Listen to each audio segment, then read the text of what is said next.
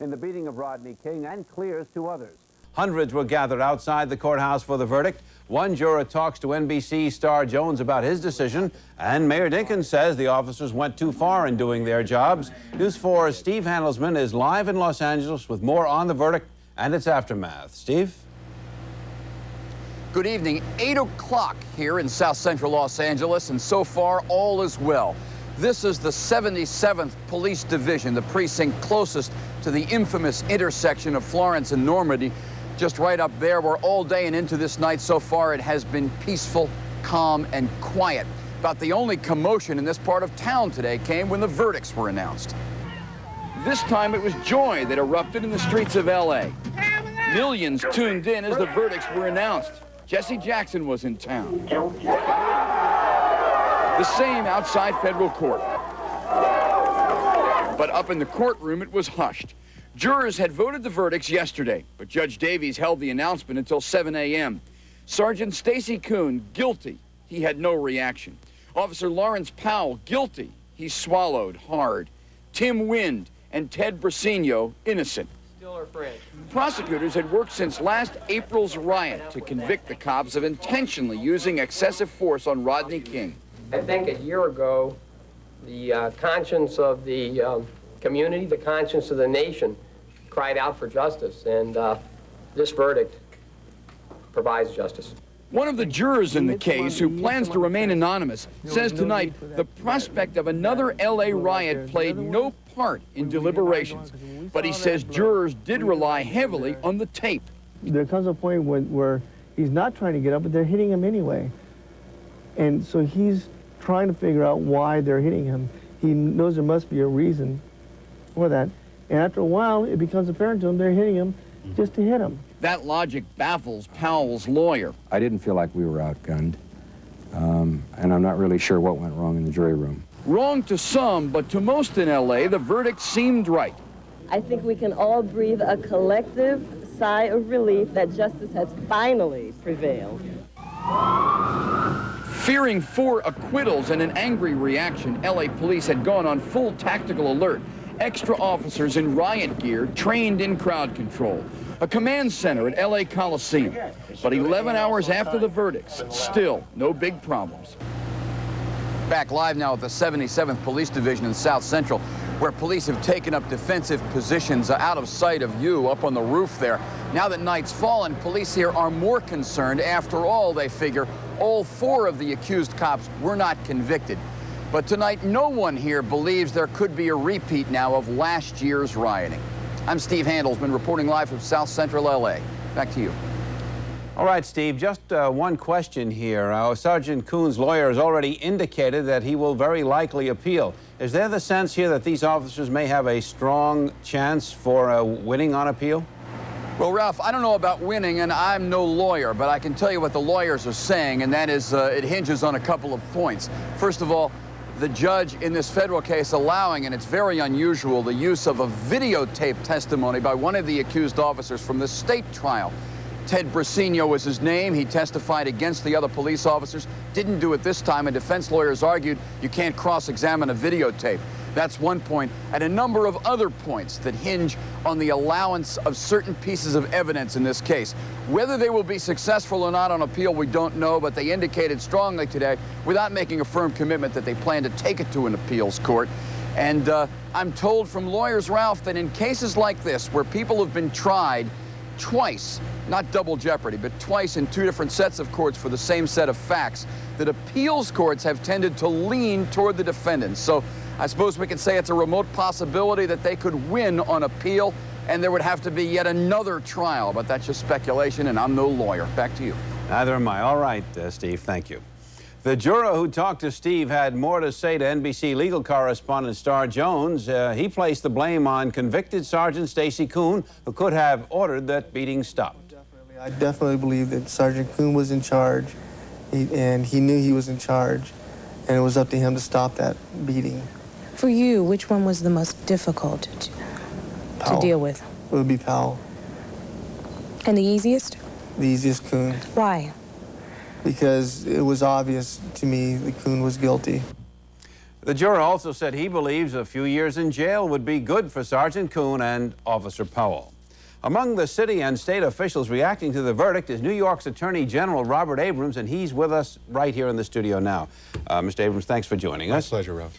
Let me ask you first if you see some precedent, perhaps, as a result of this case. Well, I think it's a very important case. I think the country is relieved that justice has been done.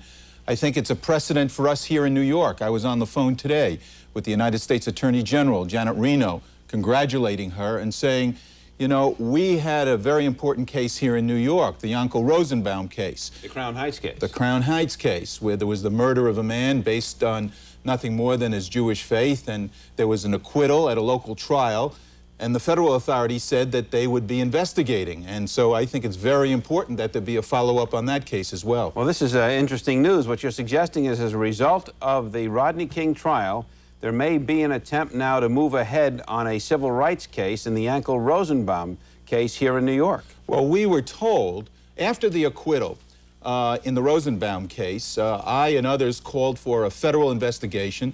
The predecessor to Attorney General Reno, Attorney General Barr, said they were going to do that. We haven't heard anything. And just as we saw justice done in a federal prosecution after a local acquittal, one would hope that we would see justice done, because the murderer or murderers are still at large who took the life of Yankel Rosenbaum. All right, this will be one to watch. Right. Mr. Attorney General, thanks for being with us. My pleasure.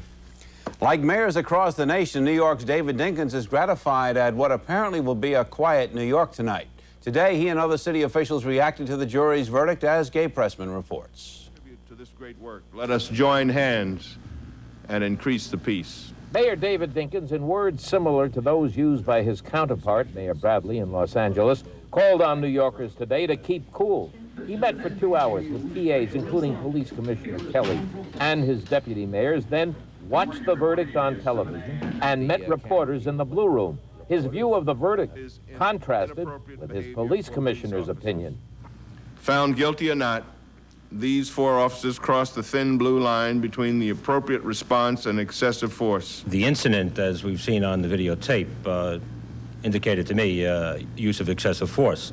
And I accept the jury's decision as far as the 2 officers being guilty. I don't know the entire quantum of evidence that was presented to the jury, but I accept the jury decision. The police commissioner says he accepts it. You say in your statement that the 4 officers crossed the line, which would include the ones found not guilty. Yeah, well, the police commissioner can speak for himself, but there's no requirement that the police commissioner and I view all things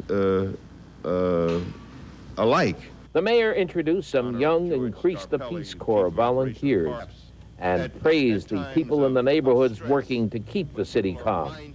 We do the things we usually do, but admittedly, we step it up a notch. David Dinkins was elected in 1989, partly on his promise to bring the city together.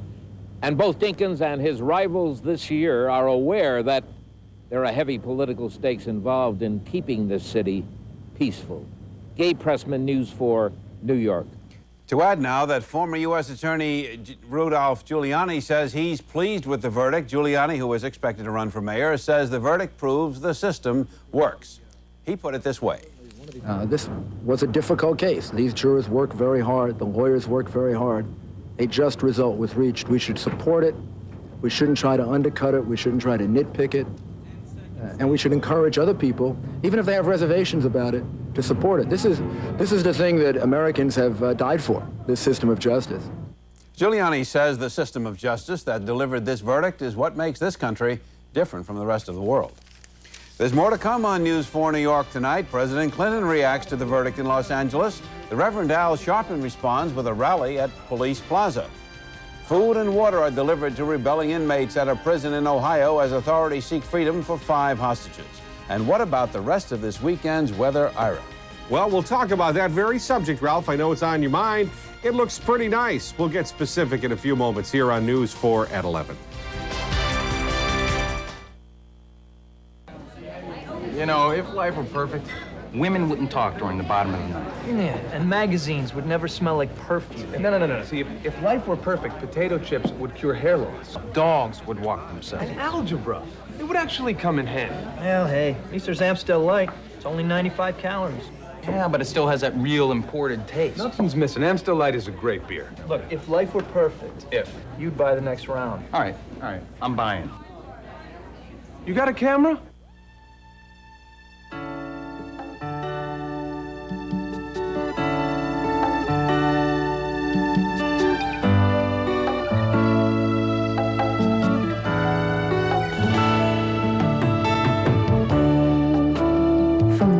Moment we set foot on the Cayman Islands, we found a peace and tranquility we hadn't felt anywhere before. The Cayman Islands. There may never be a better time to test drive a new Buick Century, the safest family sedan on the road and one of the top 10 in the J.D. Power Study. Because of a special program, if you buy the Century Special with a Prestige option package, you'll get an incredible amount of equipment for just $26. Just $26 for all of this standard and optional equipment.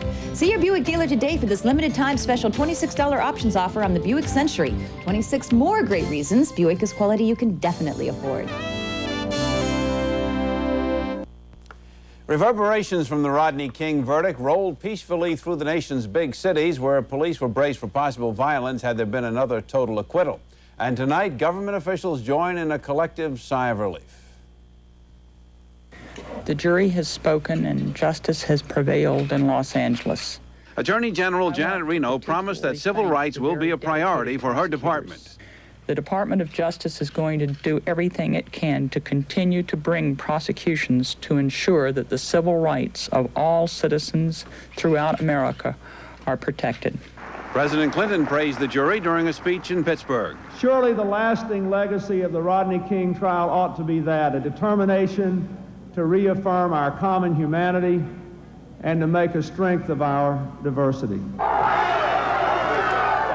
Jesse Jackson was in Los Angeles for the verdict, saying he felt a sense of relief. The long night of agony and pain has resulted in a guilty verdict for two men who violated the trust of office. It means for many people some restoration of confidence in the judicial system. And they are breathing easier in Atlanta, where police have been out in force to head off a repeat of last year's two-day riot. But not everyone there is happy with the verdict. Though justice is not dead, it remains not served. We are disappointed that the verdict did not provide a unanimous guilty conviction of a blatant lynch mob of morally deprived white men. So many varying views. Atlanta's Mayor Maynard Jackson says the verdict does show that America is heeding what he called the wake-up call. But Detroit's Mayor Coleman Young calls the verdict a weak and belated response to what he termed an atrocious beating. Here in New York, the Reverend Al Sharpton chose the outside of police headquarters in Lower Manhattan to give his reaction to the verdict. No peace, no justice, no peace, no peace. People turned out to join the demonstration as Sharpton told the rally that the verdict was not good enough, but did represent a move in the right direction. Well, I think clearly we would have wanted to see all four convicted. It's half of what we wanted, but it's twice more than we ever had. Reverend Sharpton said that the federal conviction of the two police officers underscores his contention that the state courts are racist. Now, as the nation intensely waited for the verdict, in New York, the group called Increase the Peace, created by Mayor Dinkins, was hard at work doing just that. More from Steve Dawson. For the fledgling group called Increase the Peace Corps, the King verdict gave them their first real-life opportunity to go to work since Mayor Dinkins created the agency in the wake of the Washington Heights disturbances. Shortly after the King verdict, the volunteer members started working the phones to other volunteers in all 5 boroughs. Well, we have 2 guilty, Kuhn and Powell. He's guilty, Kuhn is guilty on all charges and concerning violation of Rodney King's civil rights. The idea behind the Corps is to reduce tensions when and where they exist within the city. By early afternoon, they were hearing back from members scattered around New York that all was calm. That gave them some good news to give to the mayor when he stopped by after strategy meetings to monitor the action. After working the phones for more than an hour, the group had Increased the Peace found there was no reason for them to step up activity. The King verdict had not increased tensions in New York City, something we concluded ourselves. I think that the judgment was a positive one. I think the jury made the right decision. I believe that they all should have been found guilty because there obviously was unnecessary force used. The 2 guys who was doing the most of the beating, you know, I'm glad that they found them guilty. I figure it's not going to be no riot or anything because justice was served. Although the King verdict is causing no apparent negative reaction among New Yorkers, Increase the Peace volunteers plan to keep their stations manned with a skeleton crew for the next 24 hours. Thankful, they say, they didn't have to do more than talk on the phone. In Brooklyn, Steve Dawson, News 4, New York.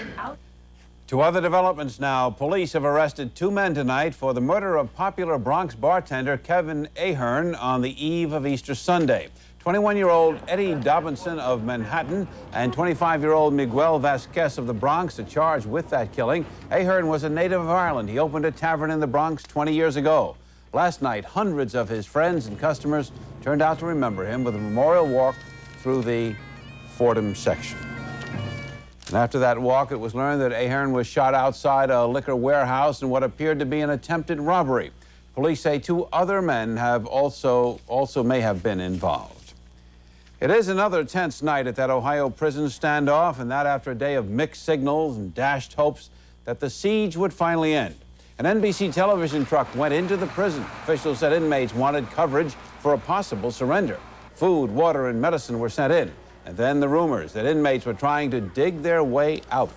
3 bulldozers are being moved through the institution in response to reports of possible tunneling. Since the cell block was taken, 1 guard and 7 inmates have died, and 2 guards have been released. 5 guards are still held hostage. We've got more still ahead for you on News 4 New York. An up-to-date look at the weather. Ira Joe Fisher will be along with the forecast, and Sal's getting ready with the sports. Stay with us. You don't call them good old guys for nothing.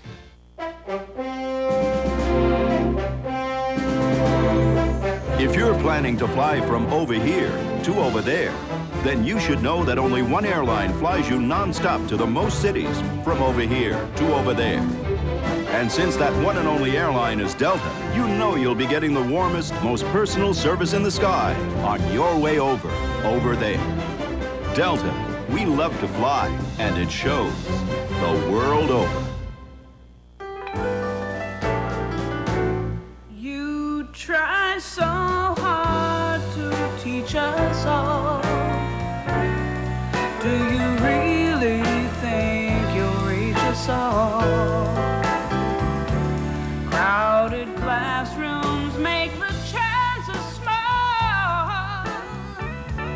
How will you teach us today?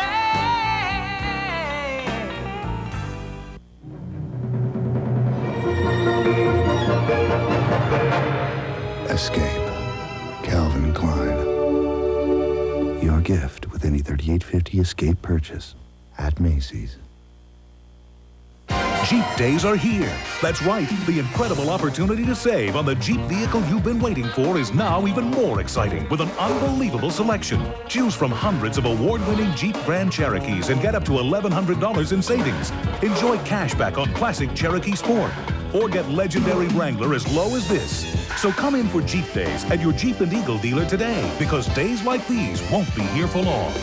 Now financing available with no payments until August. Are we going to have a good weather forecast tomorrow? You could have a prom tomorrow. The weather's going to be so nice, Ralph. It's going to be just glorious. Yes. First, let's look outside and view the weather from the Ralph Penza penthouse view. Ah, there we go. It's lovely out there. Temperature 53 degrees. Still cloudy. It's supposed to clear up. Come on, let's get with it, weather. All right, other vital statistics. A west wind at 13 miles an hour at 11 o'clock, 54% relative humidity. That barometer is rising, 29.85 inches. We climbed all the way to 66 today, but clouds settled again over our area, and our overnight low 52. Sunrise 6:13 tomorrow morning. It sets at 7:38 tonight. Maybe north and west of the city there would be a chance of a light shower. Temperatures are going to fall back into the 40s, but the 30s in the traditionally colder inland places, and it's a tradition we ought to get over. Tomorrow morning, lots of sunshine, but a little warmth from it, at least initially. A west wind still at 10 to 15 miles an hour in the morning, and during the day, we'll see the temperatures not quite as warm tomorrow as they were today. That's for tomorrow, but Monday looks a little bit better. On our 5-day forecast, we'll see the temperature climbing then into the upper 60s, pushed up there by some nice, kind kind, benevolent, and welcome south winds. Tuesday will be partly sunny with a high of 67. Clouds will gather on Wednesday and maybe even rain upon us, and there might even be an April thunderstorm, too. 64 the forecast high. It's back to partly sunny Thursday, high temperature 68. And remember, whatever happens with the precipitation, it means Mayflowers and pilgrims in May. And that's our forecast on a Saturday night. We'll do this all again tomorrow at 6. All right, that sounds very good. And when we return with more of News 4 New York, the New Jersey Nets, their luck may be changing as they head toward the possible end of a long losing streak, would you believe, when we come back. Mr. Dangerfield, AT&T on line 2. Oh, really? Well, you finally came around. You're taking me back. Yeah, that's Dangerfield with a D. No, that's Rodney, not Basil. Basil? I mean, who the heck is Basil Dangerfield? Oh, wait, don't hang up. Come back to AT&T now and your business can get 100 days free. You can call me Roberto, just take me back. Or you can even call me Roberta. Come back to AT&T, the best in the business. She washes the car more than she drives it. She finds a spot, and she goes, and she does, and she goes. I walk away because I get nervous. It takes me about 2 hours to wash my car. It takes around 3 to 4 hours. It's true, Andrea. Okay, it's true. But I get satisfaction out of keeping the car clean.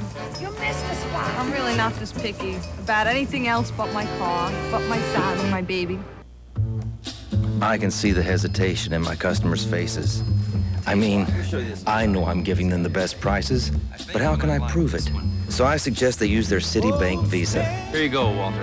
If they see their purchase in a printed ad for less, Enjoy your camera. Citibank refunds the difference. May I help up to $150. Yes, please. That's Citibank price protection. If getting the right price is important, this is the right card. Not just Visa, Citibank Visa. It's everything you'd expect from an international flight. Designed to include a choice of 3 separate cabins, the comfort of handcrafted leather seats, and the cuisine of the world's finest chefs. A flight of international quality in every respect but one, because this flight never leaves the country. American Airlines international service to Los Angeles and San Francisco.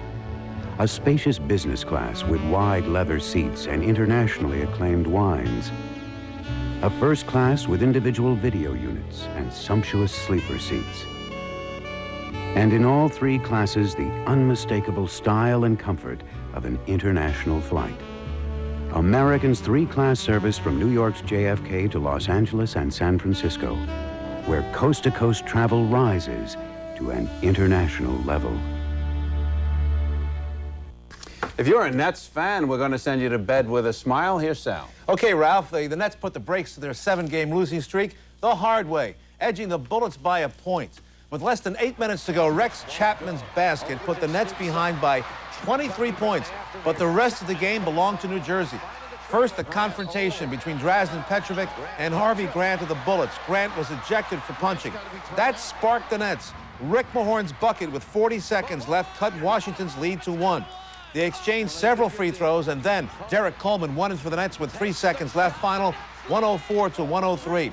The Nets, with a 38-point fourth quarter, clinched the playoff spot because the Pistons lost at the Garden to the Knicks. Late third quarter, Doc Rivers on his back, kicked twice by Isaiah Thomas, and the officials ejected Thomas. Doc Rivers then, with a steal and a basket, Knicks up by 3 points.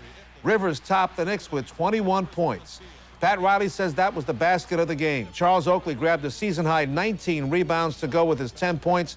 Knicks won their 18th straight at home, 95-85. Well, the Texas Rangers have a Yankee killer, and his name is Kevin Brown. The righty blanked the Yanks today on 6 hits. Wade Boggs, one of his 6 strikeout victims. Brown is 9-1 lifetime against the Yankees. Jim Abbott, the loser, as Texas romped 9-0. Here's your Yankee highlight. Kevin Maas with a back-to-the-plate grab. In Cincinnati, the Mets were trailing the Reds 1-0 in the 6th when Vince Coleman singled off John Smiley. Charlie O'Brien to the plate. He should have been out, but catcher Joe Oliver couldn't handle the one-hop throw. O'Brien also knocked in a pair of runs with this base hit. Mets took it 4-1 as Frank Tanana worked 6 innings in his National League debut. Because of the Rangers' swoon, Mike Keenan has been hired as coach. He's tough and demanding. Keenan told me how his Flyers and Blackhawks reached the Stanley Cup Finals 3 times. It takes a lot of work. It takes a lot of responsibility. It takes judicious thinking. It takes proper evaluation, and it takes some timely moves. It takes a commitment for everyone in the organization to reach that goal. But I think this organization had been on the right track. There's been some learning curve here. You have setbacks, but that happens to everyone. But not for 53 straight years like the Rangers. Hey, the Kentucky Derby's in 2 weeks. At Aqueduct today, Storm Tower went wire to wire for his 5th win in 6 starts. Toss of the coin was 2nd. Mark Tree was 3rd. Storm Tower paid $7.20. The Arkansas Derby, another prep for the Run for the Roses. Rockamundo, a 106-1 long shot, paid $218 to win at Oaklawn. Joe Montana to Kansas City, not so fast, say the 49ers, who are being offered a first-round draft choice for the Hall of Famer, who refuses to back up Steve Young. A club pro from Illinois named Tom Wargo is taking the spotlight at the Seniors PGA. Wargo's 3rd round 67 put him at 11 under par. He has a 3-stroke lead over Isaiah Okoki with 18 holes left to play. The 50-year-old Wargo is a self-taught player who didn't take up golf until he was 25.